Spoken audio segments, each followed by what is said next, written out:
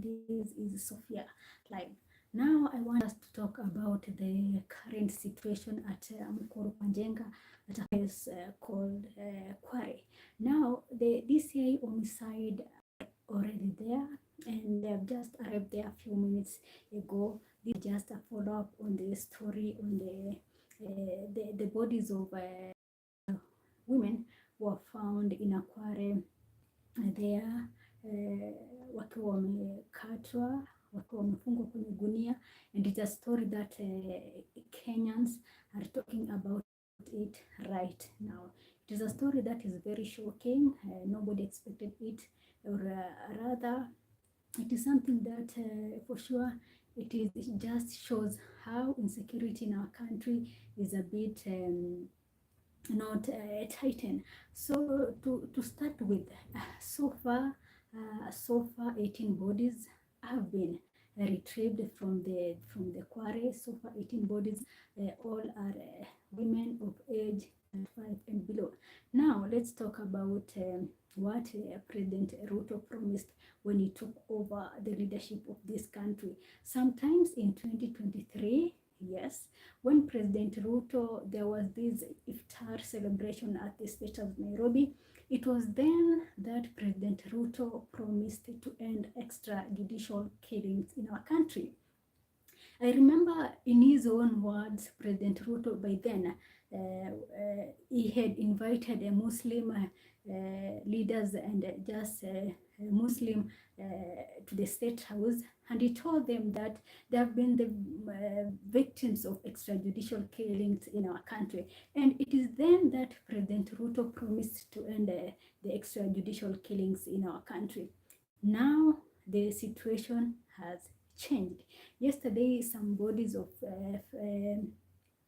women were found at a quarry in Mukuru, Njenga, and the situation is very shocking. The discussion is currently going on social media, and so far tunaambiwa that 18 bodies have been retrieved from that site. So this is something that we need to look into with a very careful eye. I don't know, this situation just happened after President Ruto sent away all the CSS sent home all the CSS, and then this happened. I don't know if people are trying to I've seen people are trying to relate that this is a political motivated event, that immediately after President Ruto is sending away the CSS, the discovery is happening. And some people are trying to relate and saying that what we are seeing in Mukuru Njenga is political motivated. And people are saying that some politicians are trying to settle political scores. But regardless of the situation, whether it is politically motivated or it is just an abnormal occurrences, President Ruto promised to end this thing. I remember in 2022, 36 bodies were discovered in River Yala, and that 2022 alone, more than 200 people across Kenya lost their lives.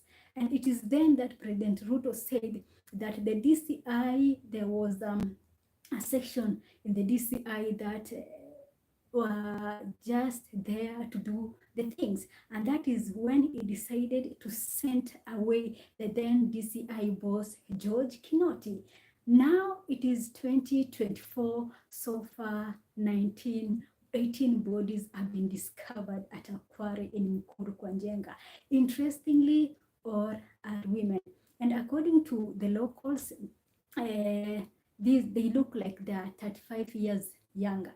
So this story, I don't know how the whole country is going to look at it, but I just want to say those who are trying to connect the two events of the CSS and this, and trying to say like somebody is trying to sabotage President William Ruto, it is their opinion. But as we look at it, we demand to have a security in this country as Kenyans, even as young people going to the street. One of the things is they're claiming is they need security in this country, and we need to have a country that we can do anything.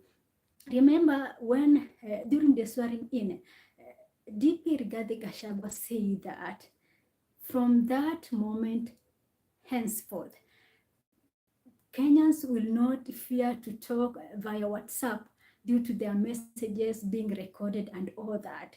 This was in relation to the security issues that were currently that Kenyans that were in the country at the moment. And DP Rigathi Gachagua say that Kenyans is free. Remember during that, and the people were cheering them and all that, saying that finally Kenyans are free. They can walk at night, they can talk via phone without their phones being tapped and all that. Now we are in 2024 and a lot is happening in this country.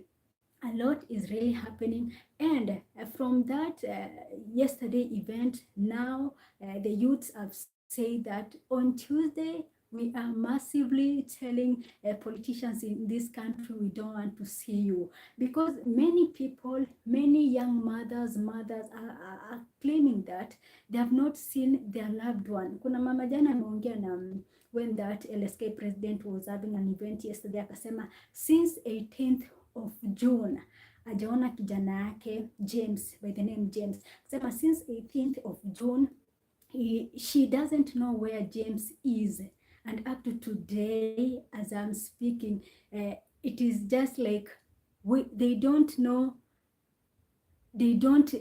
she doesn't know where his son is. So there is a lot, as much as a lot is happening, there are people who are missing. Currently ukipitia Twitter utaona kuna watu wana just pushing that hashtag please free this, like the latest nimeona sijui Wanjiru, Sheila Wanjiru, who is currently being looked all over and is nowhere to be seen. So young people, we have several young peoples whom we don't know where they are.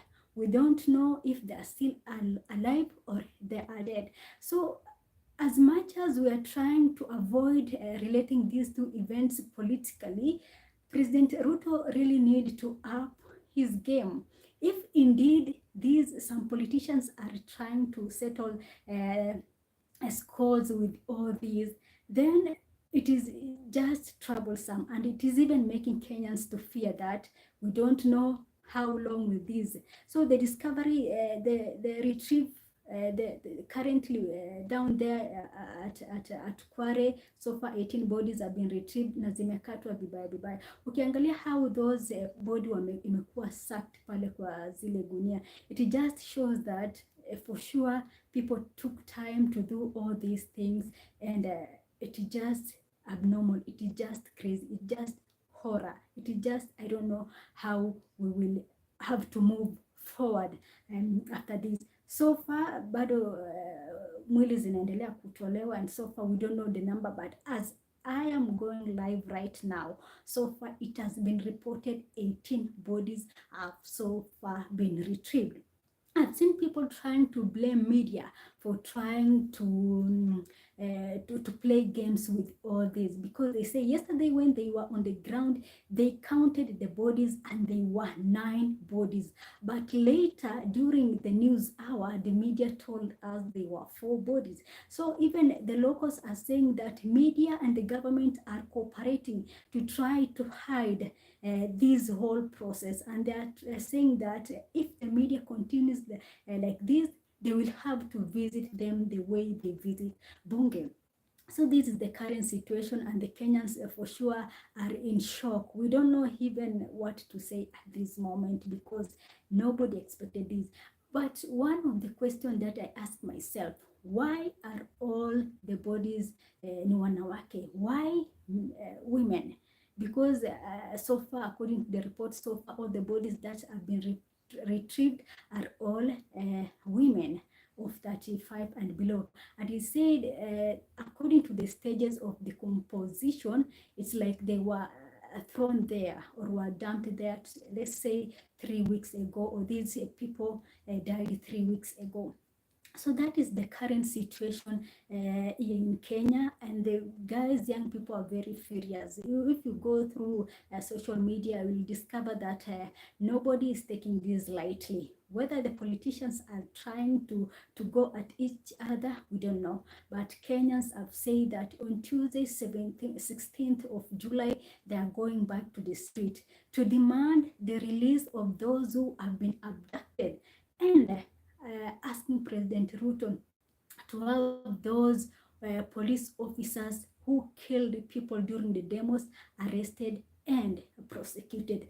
That is the demand that the young people are saying, that they are going to the street back on Tuesday to demand those two things. I've seen that after the opposition tried to come in and say that we need to have a dialogue and all that, and then suddenly that bill by Sifuna being exposed on social media, I'm seeing that the opposition, the current or the former, because as at now, people are saying that Gen Z are the current opposition in this country. So I've seen even Akina Sifuna and the political side are trying to back down, because when this movement started, people thought that these young people are trying to target the president and all that. But as at now, they're discovering that these young people are going for all politicians. Whether you are in opposition, whether you are in government, they are all coming for you. All they want is accountability. And as much as IG Kohome has resigned, people want that man jailed. People want that IG Kohome to face the rule of law. Because I remember back in the days, during the demos, personally, I think how Koome handled the maandamano ya kina ODM, it was a bit rude and all that. So even his resignation, people say that it was long overdue, and people want him jailed. People want to see IG Koome pay, yani alipia to what he did in this country, because so far young people we don't know where our several young people are missing, and we don't know where they are.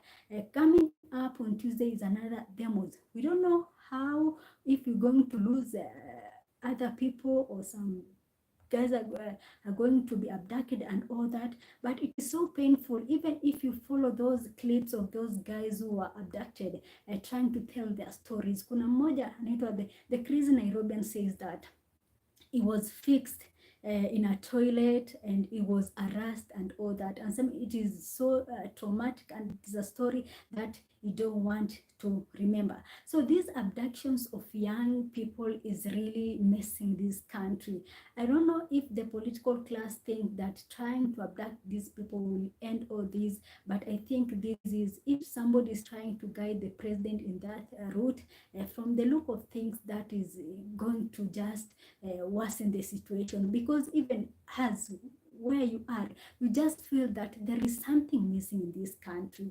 And I feel even now as I'm recording this, I just feel that Kenya is like, it is not like normal, like the way it was 4 months ago or 2 months ago. Since the start of all these demos and all that, there is something, I feel that anyway, something is not working. There is just something missing somewhere. So I don't know what the president is thinking right now. I don't know what his plans are, but you just know that this, for sure, from the look of things, this is not ending soon. Sending the CS away was one of the way people saying that is just trying to manage the situations in the country, just trying to show these young people that I'm with you and all that. So after sending the CS away, people saying that we also don't want to see those PSS in the offices. So what is he going to do? Send them away again? So this situation is very tricky, and it just shows that this country, I think President Ruto acquired people who are not even professional in what they are doing. How can all these things happen? And we have NIS in this country. what is their work, what are they doing, just like us waking up and all that, collecting salaries and all that. So the situation is very tricky at the moment here in Kenya, and it is really, really sad. What I'm experiencing right now in this country is something that I don't want. It's like I'm even afraid, because this thing is taking another angle that is really making me nervous and really, really scary. So I don't know where you are unaifeel aje, like the recent discovery of bodies in Akware, in Mukuru kwa Njenga. Do you think this is political? Because the timing, people are saying that the timing of the two events, sending CS away, and then later, a few hours later, kuna hizo discovery of this body, people are saying that just some guy somewhere, some politician somewhere is trying to just make sure that President Ruto is going down completely. I don't know, but for sure, if this is happening under his watch, then President Ruto has to tell us what is going on in this country. Many young people voted for President Ruto. That one cannot be denied. That is fact. Many young people opt for President William Ruto because they believe that President Ruto being a bit younger compared to Raila Odinga, that he would care for them, he would want to work with them and all that. But after swearing in and all that, they feel like President Ruto is no longer with them, and that they just feel like he left them on their own, Akina Mama Mboga and others. Remember the promises he made during the campaign. So people are mad. If President Ruto is not aware, kwa ground watu wamekasirika tena sana. So I've been covering the demos here in Nakuru. If you go through this page, you'll see the demos here in Nakuru. And I tried to even, I remember during the last demos that happened here in Nakuru, I had that Kajaket Retail Media Council of Kenya, and I approached some boda guys. I wanted to have an interview with them. And they told me that we don't want to see anything written government of Kenya because we don't want to get kidnapped or abducted. I heard that, and I tried to explain to themselves that I'm a freelance journalist, I don't work for government and all that, but they denied me an interview, telling me that you have that jacket written Media Council of Kenya, because so that is a government. So working for government, and we don't want to see government anywhere because we are tired. Things are very hard for ground and all that. So I don't know how President Ruto is going to pick this up, because you see people are like, we are going for demos next week on Tuesday. That was a decision made before the discovery of these of the bodies in Kware, there in Mukuru kwa Njenga. And now people are even more willing. People are printing t-shirts. Just from Twitter, seeing people are printing t-shirts and all those posters saying that on Tuesday next week, we are going to do more than what we did on 25th on June. Remember, 25th is when people stormed the parliament and all that. So as at now, people are so mad at saying that we are going to do more than what we did on 25th of June. And this is surely, it should not, like, it looks bad. Let me just use that word. It looks bad. And so the security agencies in this country, whether you are aware of that or you are not, but I want to believe that nothing like that can happen without the knowledge of security agencies in this country. Nobody is going to tell me. I believe that they, in one way or another, they were aware of that. And you see the genesis of all that, what wanasema that, at how this was discovered is there was a woman whose sister dead sister appeared in her dream, telling her that I'm at this particular place. We were dumped at this, killed and dumped in this particular place with others. So that woman moved from where he lived to Mukuru kwa Njenga, whereby he met locals. She met locals, and then he told them that I'm here because my sister appeared in my dreams, telling me that he was killed and dumped in this area. So that is how people are saying how the whole thing was discovered.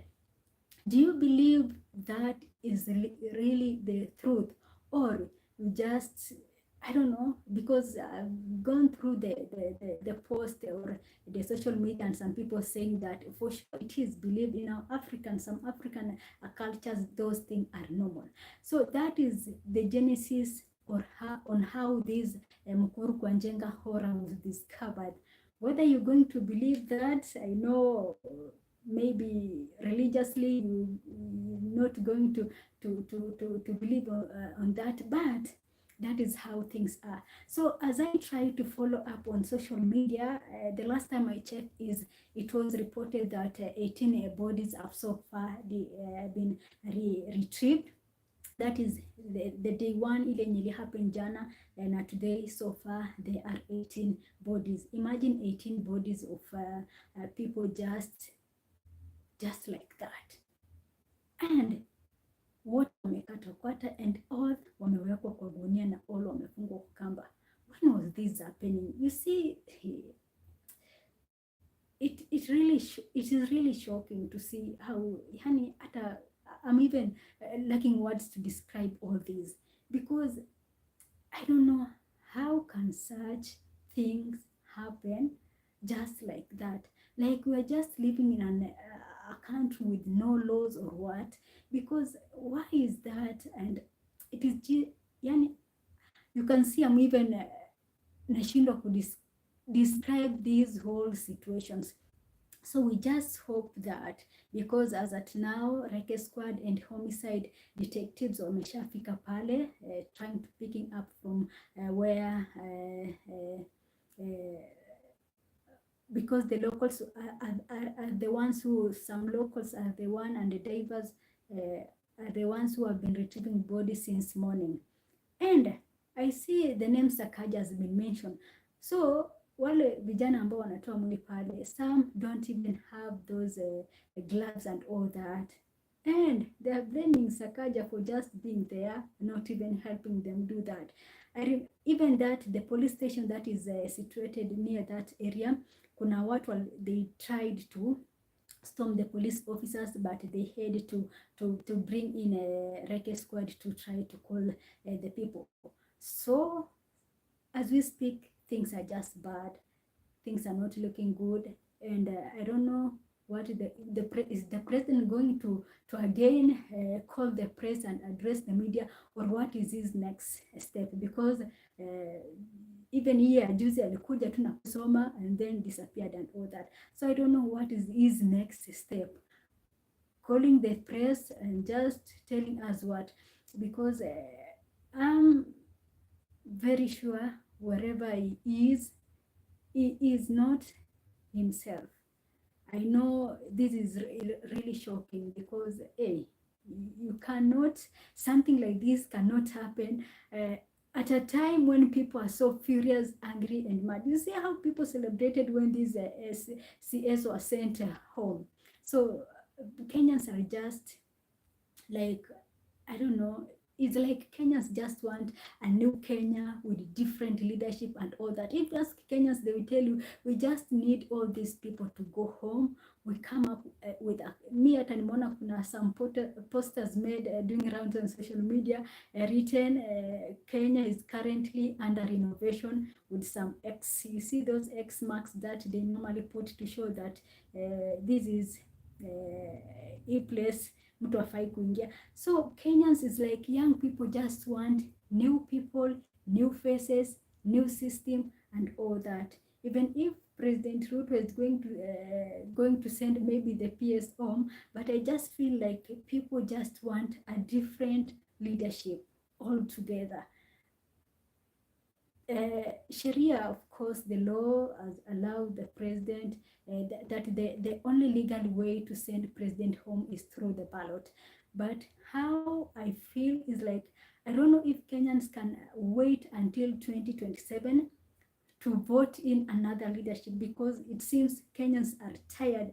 Are just tired. Is like, if you ask them, what do you need or what do you want to do with this country, they will pick all the politicians, put them in a sack and just throw them away, because they just feel like these for very long time politicians have really messed up this country, and the system is all messed up. So we wait to see what the security agencies are going to tell us later. I know after maybe in the next few hours, of course, they will communicate to the media and tell them what is really happening there in Kware. So that is the situation. That is the how things are at the moment, Pale Kware. So we just wait to see, and it is really sad to discover that, you know, there were a time in Kenya where you could just hear somebody is missing, you know, where he is or he or she is, and all that. And then that was in 2022. Then 2 years later, the same story is happening.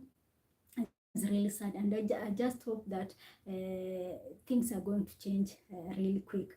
So that is the current situation. I just want to update you on the what is currently happening pale kwa Mukuru kwa Njenga, and as I have told you, so far 18 bodies have been retrieved. All are females, and all have been mutilated, badly mutilated, and all that. So I don't know what was the intentions, what was the killings, because some people are trying to relate that. Remember when there were reports that there is a massacre going on in Githurai, and there were reports on social media saying that the police, or rather the military, were shootings at a soko in Githurai. So people are trying to say that because the killings in quote in Githurai happened at a market, and a market is normally mainly occupied by females, or rather by females. Perhaps these were the bodies that were removed from there and dumped in that area. Whether that is, but it is an alleged story. So we just wait to see. We don't know whether the security agencies are going to give us the correct information, because you know, government is there to protect itself. Kazi ya government, it is all about PR. When it is reported 10 people are dead, the government will come and tell you, no, there were 3 bodies and all that. So of course government will try and protect itself in terms of the figures. They will try to play around with it and all that. So we just wait as Kenyans, we just wait. But I see people are so much charged, waiting for Tuesday to send their messages out there to the world. That is just what is going to happen on Tuesday. And so we just wait to see what is going to happen, if more bodies, if how many bodies are going to retrieve from that area. And nimeona pia kuna story, kuna mtu anasema that sometimes that place is so deep, and kuna watu wengi sana wamejiua ama wamejitoa their lives throwing themselves in that place. So we don't know, but that is another story. But as at now, we just have to wait from the security agencies to tell us what is really happening in this country. So far, that is the story. 18 young females bodies have been retrieved from that area, and it is really sad. If this is not shocking you, I don't know what, because this is just not normal. Yani, I just feel like Kenya is not at a stable place at the moment. People are so mad.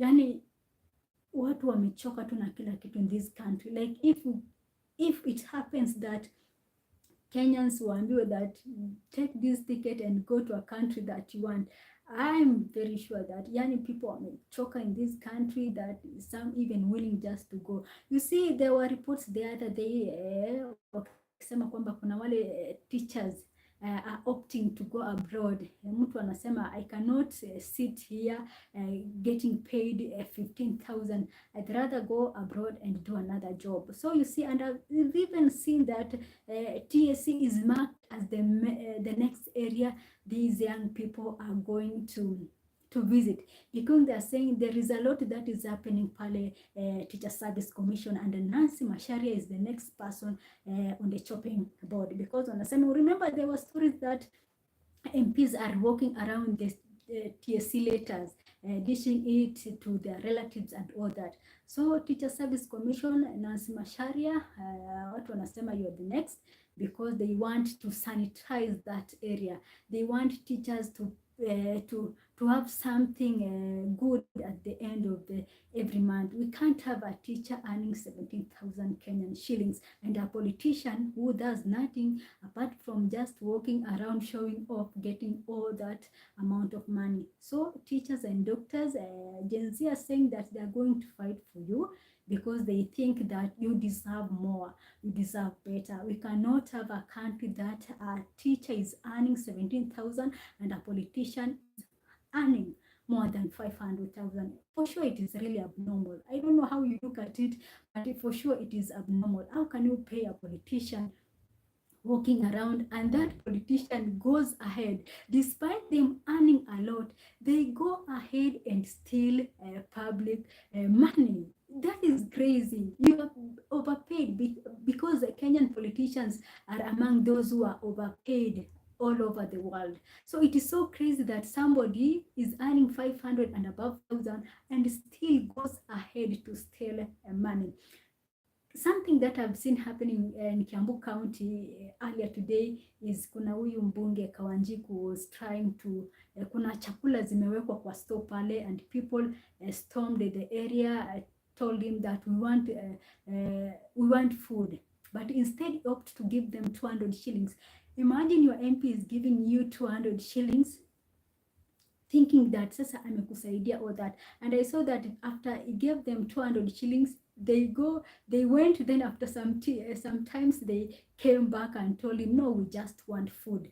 Like these politicians, I don't know how they normally take us. Like we just feel like this Kagaya can give him 200 shillings and all is settled and that. So I think I like how Kenyans have woken up and just realize that no, we cannot continue like this. So Kenyans wanasema after this, now that the president sent into law that IBC bill, next is the member of parliament, and there are some like that Thika, what is his name?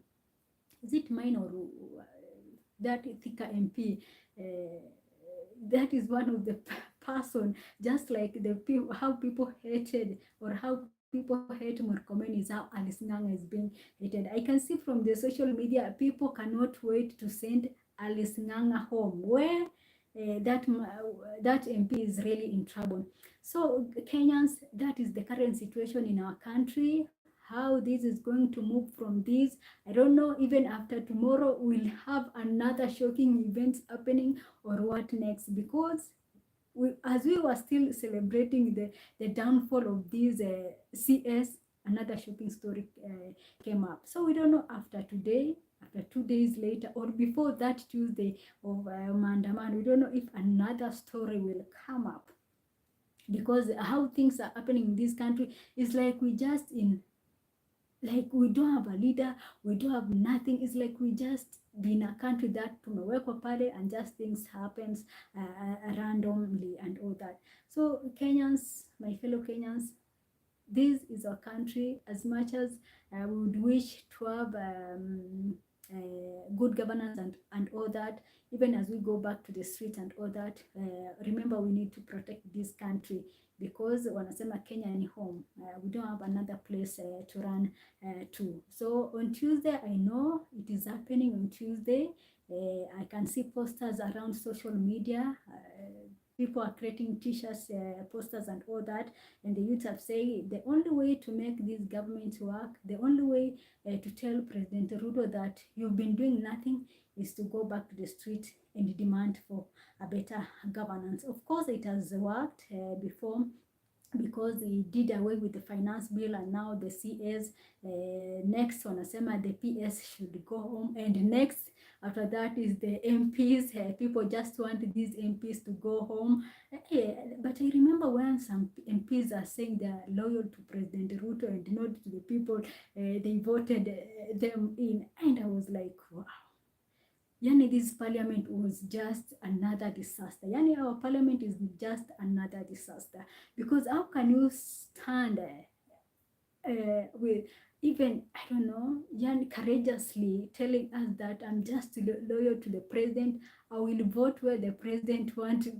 It's like, kwani sisi wenye tulikuchagua we just mean nothing. But I'm so glad that, as you can see even from the social media, the MPs are scared. They are just like, they don't want to believe what is happening. They didn't expect that. Nobody expected this will happen. Nobody will expect that Kenya in the next 2 months will be like this and all that, because 2 months ago they were all over flashing money and all that and expensive watches and all that, but that now kila mtu amenyamaza, even the MPs wametulia pale social media, they just watch how things are. So for opposition, Raila Odinga, I think what I've come to realize is, I don't know, but I have a feeling that people who are close to Raila Odinga is like they're telling him, or they just be with him just to benefit in one way or another, because Raila Odinga cannot come and tell Kenyans that they want dialogue and all that. From the mood, how you the mood in this country have been, I never expected that that Raila Odinga would come and tell the president we need to have discussion and all that. The mood was different. How come that you don't have advisors to tell him that, no, this is not the right way to do this thing? So I just feel like some of the people who are close to President Ruto and close to Raila Odinga, those people are just been there to harvest what they want to harvest and go, because I never expected Raila Odinga to do that and all that. And even for President Ruto, from the moment he appointed this CS, of course we could all tell that something is missing somewhere. So we just hope that things will at least change, and this movement is going to bring a positive change in this country, because Kenya is for us all. We all love Kenya, we all love our country, and we don't want to see people just being killed here and there and all that. So we just love our country. We just want to have a country that can accommodate all of us, a country that is safe for people to do their businesses and all that, and a country that for sure we will be proud of it. So up to this point, I want to thanks for all those 37 minutes we've been here trying to discuss our current situation in this country. And let's meet tomorrow, same time, same place. This is Sophia Live, and tomorrow will be again be live to update you on how things will be by then. So thanks for tuning on this channel, and thanks for your comments and all that. Let's meet tomorrow to discuss the future of this country, because we all love Kenya and we want to see a Kenya that is that can accommodate all of us, not a Kenya that is for specific people and all that. And I like the fact that the Gen Z have stick with there. We are tribeless, we are partless, and we are leaderless, because I'm seeing that some politicians like Gladys Wanga are trying to bring in the tribal card, trying to tell their people that this is not your thing, that Luos, you should stay away from this. And that thing I was really provoked by Gladys Wanga's statement, because we've been singing, or the vijana wamekuwa wakisema that we don't want this is not a tribal war, or this is not a tribal movement, but seeing people like Gladys Wanga trying to bring in the tribal card, it is really sad. It just got to show you how these politicians are. Yani, all is about their interest and all that. So on Tuesday, of course, as it has been announced, we're going to have another massive demos, but we're just hoping no goons will infiltrate these demos coming on Tuesday and all that. So we just want a better country for ourselves, and we just hope that after this quarry, this current situation at Kware in Mukuru kwa Njenga, that the president will do something, and just hoping to have a Kenya for us all. It is really shocking to hear that watu wanauliwa kiholela, wanawekwa kwa gunia, wamekatwa kwata, and all that is not a good story to even talk about it and all that. So for all those who've been together for 40 minutes, thanks for watching this channel, and see you tomorrow. And that is it for me and here at Sophia Live. Thank you.